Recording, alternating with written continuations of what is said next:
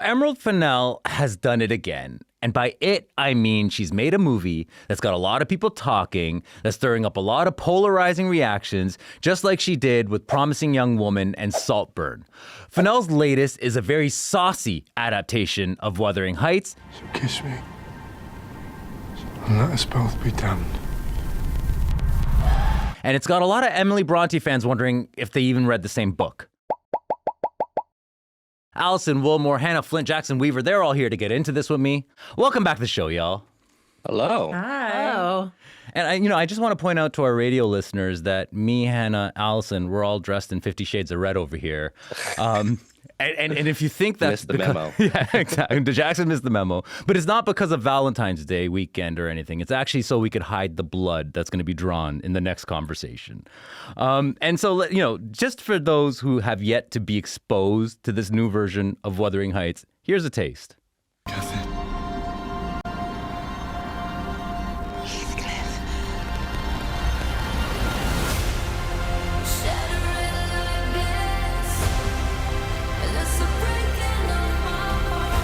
Why did you leave me? Why did you betray your own heart? So that was a bit of the trailer for Wuthering Heights, based on the 1847 novel by Emily Brontë. Allison, you had a good time with this movie. I did have a good time with this movie against all odds. Tell me why. Explain yourself. I just felt like it was Emerald Fennell arriving at her essence, or at least the essence of what she does well, which is this like kind of incredibly outlandish and indulgent, and I think often very pleasurable imagery, without, I think, the things that held her previous two movies back, which is at a certain point, she has had to kind of arrive at, or felt an obligation to arrive at some larger point about what this story is about, and something she has not been very successful with. I just don't think, beyond the fact that I don't think one of her strong suits is to then be like, this is about, living under patriarchy and kind of like Me Too adjacent themes, as was the case with Promising Young Woman. Or this is about, I don't even know what Saltburn is about, vague class resentment, sort, maybe, I think that she is not good at kind of tackling those themes, nor is her heart in it in any way. And I think like when her films kind of come around to that moment of like having to kind of cohere, I found they collapse for me. But for Wuthering Heights, it just feels like, amusingly enough, it is based on, this like kind of revered classic of literature. And yet at the same time, it is the film of hers that felt like the least obligated to be about anything other than the utter messiness of its two characters. And I think that, I think she has said that it is about her kind of like essentially her memories of Wuthering Heights. And that is very much what this movie feels like to me. It feels like it is less an adaptation of the book than it is an adaptation of what it was like to be a kind of like adolescent reading the book, vaguely remembering it, and also projecting a lot of other hormonal things and angst and maybe juvenile feelings about what would be romantic onto this material. And I think it's really successful in that regard. Yeah, look, first of all, I really appreciate that you're like, she has unburdened herself of any meaning. Like that's a great way to put it. But as you say, it's a very loose. She doesn't feel like obligated to to stay true to the book. It's in the title. The title is Wuthering Heights in quotation marks. And as you said, she explained the intention of those quotation marks by saying this is more about my memory of reading the novel rather than a true adaptation of the novel. And she also goes on to say that, like I think all adaptations should be in quotation marks. Hannah, so what do you make of Emerald Fennell's like explanation there? Well, she has a memory of a sieve, first of all, judging by this. I think the quotation marks are doing a lot of heavy lifting. Mm-hmm. And I think it goes to, look, she keeps saying, and a lot of people say, this isn't an adaptation. It fundamentally is. You've taken the same title, the same character names, you've condensed the plot by focusing on this central kind of, torrid romance between Kathy and Heathcliff. You've ignored the kind of opening part where it kind of establishes like why Heathcliff has become such an awful person. It gets rid of the offsprings of their like liaisons. That kind of brings it back round, and you understand this big thing about generational trauma and how the abused becomes the abuser, and like this, the hell of societal convention when it grapples with race and kind of class. Well, you know, there's questions about race, but it feels like it's very much in there. And yeah, I wouldn't even call this as Wuthering Heights for Dummies, because it doesn't even, I mean, maybe. I think it was interesting with your review, Alison, where you said it's like a smooth-brained thing. And what you said about this is Fennell, like totally detaching herself of any sort of meaning. And I just think then if you're not going to put any of the meaning of this book, and I think it's false advertisement of Wuthering Heights to say it's the greatest love story of all, it's the greatest revenge story of all time. And that is totally gone from it. So much about the dynamics between the Earnshaws. There's the kind of working class people. There's the Lintons who are gentry. So they're in a different level. It's like the upper class, the middle class, and the working class. That's all gone. I mean, not surprised, because, you know, it's from Emerald Fennell's perspective. She's a posh white girl who loves being a posh white girl. So this very much fits into like her inability to actually grapple with that. So, you know, I don't want to say that, you know, every adaptation has to be a carbon copy, but it has to have like the soul, the spirit, the essence. And I feel like this version has just been totally exercised. I mean, it shouldn't really be called Wuthering Heights, it should be called What the F is this? So harsh, Hannah. But you know, I want to latch on to, I mean, you said that, I mean, the themes of race are kind of absent. And Jackson, we should talk about that in terms of the casting of Jacob Elordi. And this, of course, has gotten a lot of backlash because, you know, Heathcliff in the book, this character is racially ambiguous and often assumed or been read to be a person of color. And Emerald Fennell explained her casting decision by saying, and I quote, "You can only ever make the movie that you sort of imagined when you read it." So, Jackson, what do you think about her decision and her reasoning behind it? I mean, I could not agree more with literally what has been said already, with Hannah's take of it just not being Wuthering Heights and Alison's take of it being stylized, reinterpreted through a memory. And Emerald is divesting herself from the necessity to make some larger point. And I think in so doing, she made this choice that, you know what, when I was reading this as a 14-year-old, I imagined a hunky white guy, and that's what I'm going to cast in my recreation of this. And then her explanation is, well, it's not really an adaptation. I'm going to put quotes around the title. That means no one can criticize me for making a movie that is just not Wuthering Heights. It is the characters that are named Heathcliff and Kathy, but they're not doing the things that Heathcliff and Kathy do, and they're not living a story that imparts the same message or hits the same beats that they do in the book. So it's going to be my own thing, and you can't get mad at me for it, which I think on the one hand, it's excusable in that this is not really a declarative thing in the book that Heathcliff is Black, Middle Eastern, etc. It just kind of hinted at. We get statements like his skin is as dark as the devil. He looks like a Spanish castaway. His mother could be from, I don't know, there's listing kind of places that just aren't England. And England's connection to race is wildly different than our own, of course, in North America. I mean, Canada, United States, because of 400 years of chattel slavery, we have embedded ideas about what race means to you culturally. British colonialism was mostly done from afar. It's more of a class-based thing. So I think when Emerald's growing up, she doesn't have the same interpretation of what racially charged backgrounds would mean for a character. So she's not necessarily engaging with it in the same way. But also, when you totally remove the character's background, which I think speaks to why he thinks that the world is out to get him, which makes him so obsessed with vengeance, which makes him obsessed with kind of owning people that he can then put lower on the social ladder than himself, then you make a new story. It's like if you adapted Romeo and Juliet, except it's about a race car that gets stranded in a random town in the middle of the desert. That's just cars now. That's not Romeo and Juliet. We're not adapting Wuthering Heights because we're not hitting the story beats, which is about generational harm, trauma imbued from your social status, and obsession that turns into obsession with another person that turns into an obsession with death. Those themes just aren't there. It's not there anymore. And that's, I think, most evident in changing Jacob Elordi's character to a person who is no longer racialized, who no longer has any of the same motivations to do what he does, and then does completely wildly different things, like professing that all he wants to do is protect Kathy from the beginning, which is not what Heathcliff's motivated by. No. But it's also throughout the text. There's so many changes that, like, if this was the only one, sure, we could focus on it, but there's so much that this is just one of the faults that I find in the adaptation.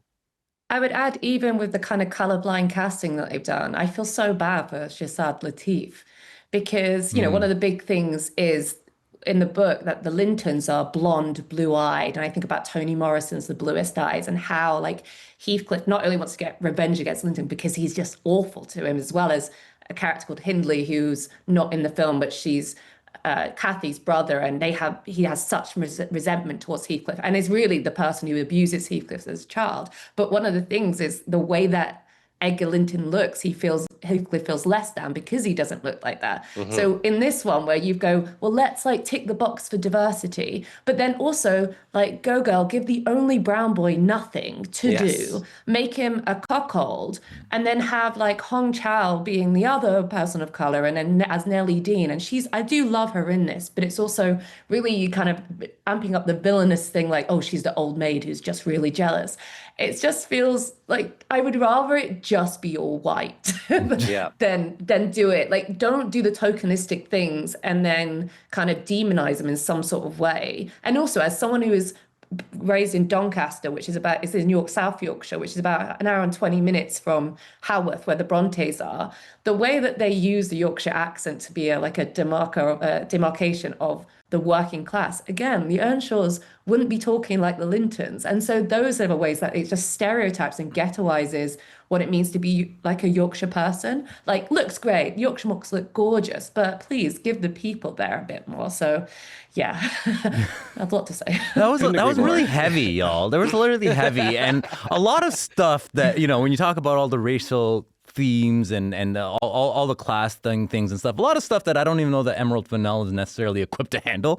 So maybe, kind of avoiding that for a good reason. And Alison, I know you agree with me on that. But I do want to say, look, Emerald Fennell, her name is invoked as much as the title, if not more, when we're talking about Wuthering Heights in quotation marks, right? And that's, of course, because she's such a big part of the story and the hype surrounding this movie, because, she has a very distinct style, even just that we all recognize just from two movies, A Promising Young Woman, Saltburn.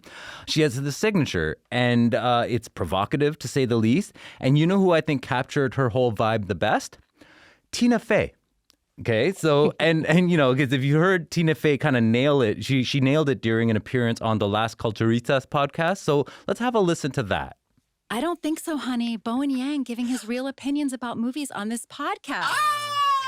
I regret to inform you that you are too famous now, sir. I know. What's going to happen? You having a problem with Saltburn? Shh. Quiet luxury. Keep it to yourself, because what are you going to do when Emerald Fennell calls you about her next project where you play Carey Mulligan's co-worker in the bridal section of Harrods, and then Act 3 takes a sexually violent turn and you have to pretend to be surprised by that turn?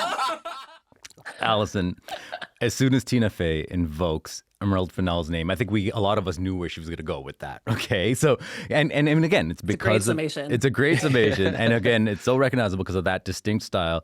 Can you talk about how Emerald Fennell has become this brand unto herself? I mean, I'm sorry, but I feel like this is the case for why she's an auteur. Auteur does not need to be something that is always a compliment, though I think that she is really successful in it. She has built out a particular stylistic signature. She has built out a particular type of film and type of twist and type of subject matter, including that kind of like sex and death being linked thing that she loves. I mean, like the way this movie starts is like a direct and unsubtle engagement with that. Oh yeah, we should describe that. That's like the movie begins in black and it's heavy breathing, and you think, oh, Emerald Fennell's being horny again. Yes. But then when you see what's actually happening, it's like, oh no, she's doing her other thing. The violent thing. It starts off with a fake out. Yeah, exactly. She's trolling us with that.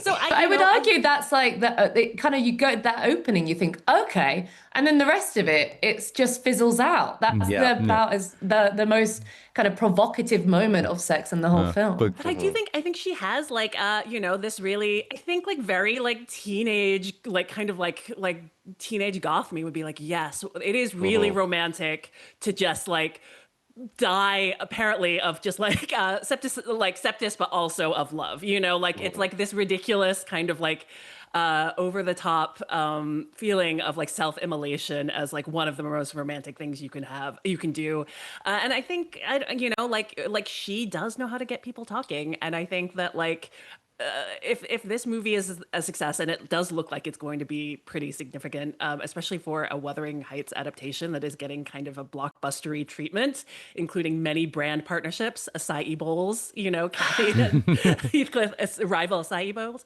Like, I think that she's only going to lean into this more, like or hate her.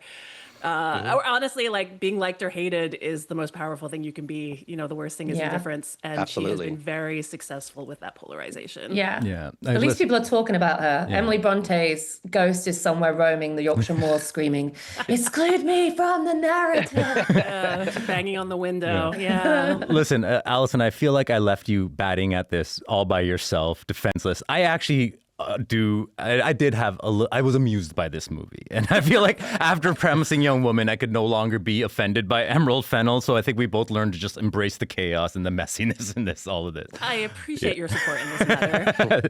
So listen, we're going to leave Wuthering Heights there. It is in theaters now. And if you feel like you need a bath after all that, just hold off. This next conversation is just as interesting. I'm Radheyan Simonpillai, sitting in for Elamin Abdelmahmoud. This is Commotion. I'm here with Hanna Flint, Jackson Weaver, Alison Willmore. Now we're going to get into a Canadian movie that is also opening in theaters this week from a director who is also a brand unto himself. We have the RV, deck it out like the DeLorean. God! So it's a full-time machine! Okay, watch this. Hold on to your butts!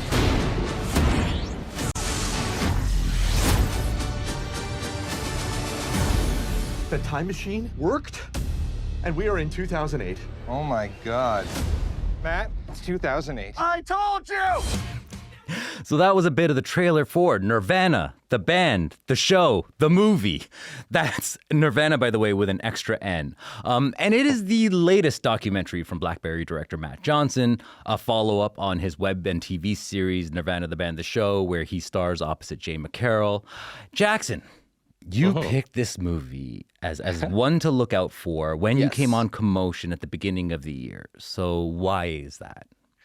I mean, it's something that as Canadians look for a cultural distinction from America, we're looking for any kind of evidence we can. And I think this is one of them. I mean, what it's about is, as you mentioned, it's a play on the show, Nirvana, the band, the show. By the way, did I say documentary? I meant mockumentary. By the way, if I said documentary, it's a mockumentary. Yes. They don't actually go back in time, unfortunately. But the original show is a web series where Matt and Jay played kind of caricatures of themselves, sort of, and they are musicians that they really want to play at the Rivoli, which is a venue in downtown Toronto, and they just basically, Matt has crazy harebrained schemes to play at the Rivoli that never work, and their band is going nowhere. Jay is very talented but doesn't necessarily understand that. Now this movie version of that flash forwards like 15 years, however many years, and they're just still doing the same thing. They still have no ability to get in. They have this crazy idea that involves an old novelty drink and an RV and Back to the Future, which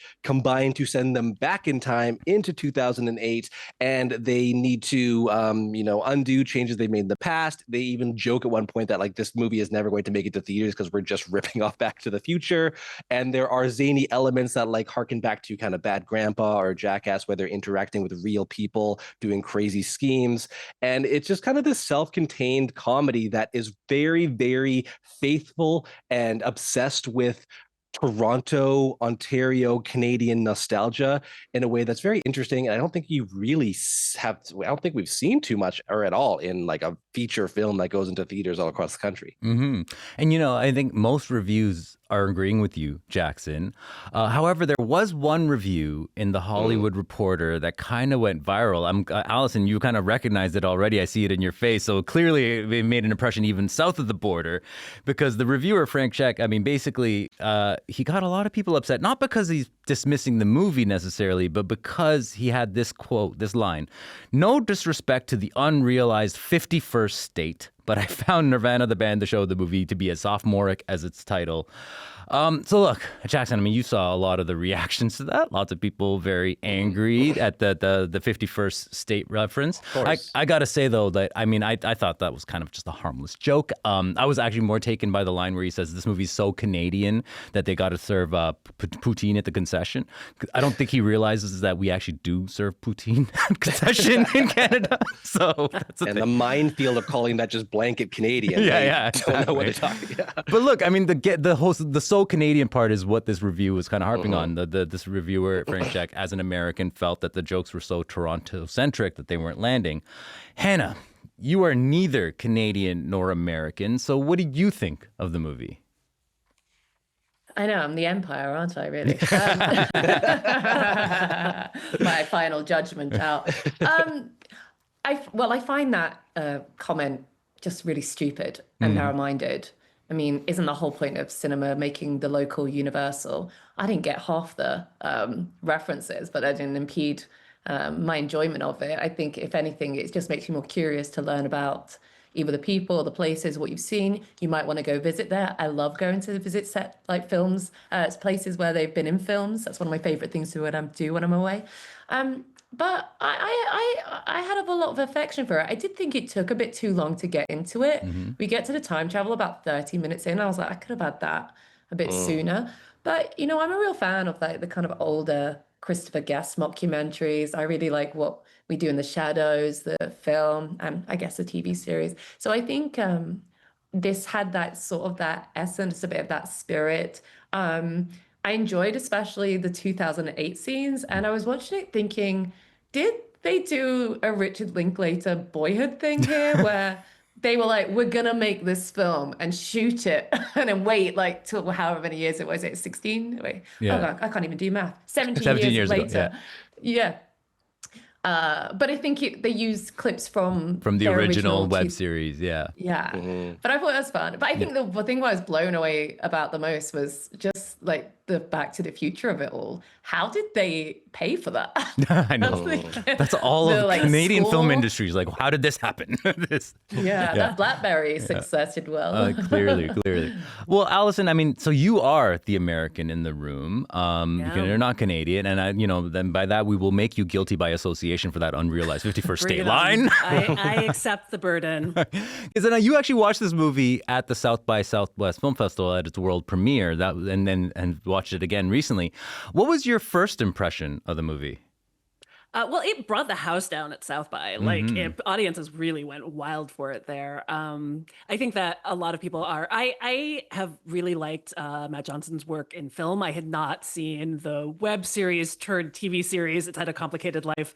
But I really liked, Blackberry, The Dirties. I really liked his work in like Matt and Mara and Anna at 13,000 Feet. As an actor, I like this one a lot. Like, I obviously felt like I probably would have gotten a bit more out of it, especially the beginning, as Hanna points out, if I had been a viewer of the show and had the kind of weight of all of that preparation and history. But I feel like it's just so deliriously silly. I love the commitment to trying to book a show at the Rivoli without ever actually just either forming a band or reaching out to the Rivoli to just do increasingly elaborate schemes, I think is like a great bit. And the ways in which it kind of like has curled over the years is by the movie is really funny. But I also think, as Hanna brought out, the kind of boyhood aspect, unintentional, like they have just been filming themselves doing these characters for so long. But it brings this kind of like poignance, to this like incredibly silly enterprise. I thought in the same way as watching Jackass Forever and like being reminded, even though these are just incredibly goofy, ridiculous stunts, you have also been watching these people do them for so long that you have this screen history for them that you can even see in flashbacks.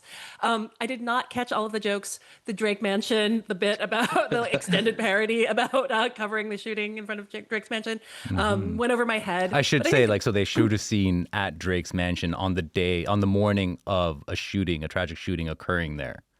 Yeah, and that was context that I was missing. But I think it's plenty easy to understand, and I think what it achieves in terms of I do not know how the CN Tower feels about the ways in which it is used, sometimes against, without any permission at all in this movie, but it is incredible. I think it is just such a good time and a really great achievement. Well, listen, as Canadians, I feel like we're getting really coy about all this praise for something homegrown. So thank you all so much for that.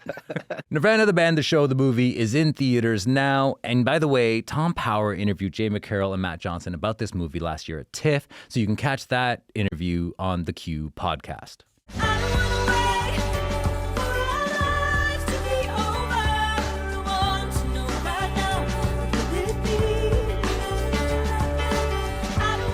Okay, so everyone here is dancing right now to I Don't Want to Wait by Paula Cole, which, of course, hit song that would then become the opening theme to Dawson's Creek. So you may have heard sad news. Dawson's Creek star James Van Der Beek died on Wednesday. He was 48. He had previously shared publicly that he was diagnosed with colorectal cancer. Hanna, Dawson's Creek, I mean, you're dancing to this right now. I mean, this is a show, of course, that was huge for you. It aired on the WB from 1998 to 2003. Can you talk about what made that show so huge? Well, I feel like if you're a millennial, you didn't watch it, where were you? Certainly for me, I think that was a really good time period for really good teen-led kind of dramas that felt real, slightly a bit fancy. I mean, Buffy the Vampire Slayer started in a year before, but this one, there was something, especially as a Brit watching this, it was American. It seemed so beautiful and idyllic where they live, but there were also real issues and problems. Like Jen, she had so many issues. I love Michelle Williams as Jen, but I think there's something about Dawson, the floppy haircut. I have to admit, I was more of a Pacey girl. But I think the Joey character, the girl next door who's gorgeous, but apparently no one fancies her. Okay. But I think it was just really accessible. It's kind of dreamy. Is that the character played by Katie Holmes, right? Yeah. Okay, I should say Joey. But I think that's what it is. I think it kind of took teens seriously, and it felt like something that maybe, it's kind of nowadays, I mean, God, wish for the halcyon days of Dawson's Creek when you got Euphoria. But I think it was really quite special, soft viewing, but with a bit of heart. I can't believe you just made me think about how far we've come from James Van Der Beek to Jacob Elordi and then Euphoria. That was not what I was expecting. Yeah. Alison, I mean, look, James Van Der Beek, he of course went on to act in other shows and movies, but forever associated with Dawson's Creek because he was Dawson, right? And that's something that he even poked fun at when he was playing this exaggerated version of himself in the sitcom Don't Trust the Bee in Apartment 23. So let's actually have a listen to a scene from that show where he's trying to sell branded James Van Der Beek jeans. I got something exciting to show you. Ready? And reveal. Nice. Beak jeans. Put your cheeks in a beak. Right? Holy mother! Damn it, those are tight. Doesn't that hurt? So much, yeah. But if you want your ass to rock, your plum's got to pay the price. I love that line. Alison, we could all hear how great that delivery was. But and you were a fan of him in this show. So what did you enjoy about it? Well, I think, having the kind of role like Dawson Leary, where you become kind of trapped by it, as much it lives so strongly in people's memories that it can be really difficult to move on from that in terms of your career as an actor. And I feel like he worked constantly, but he was always James Van Der Beek or Dawson Leary. He carried such strong associations, and I think there are some actors who you can feel that curdles for them a bit.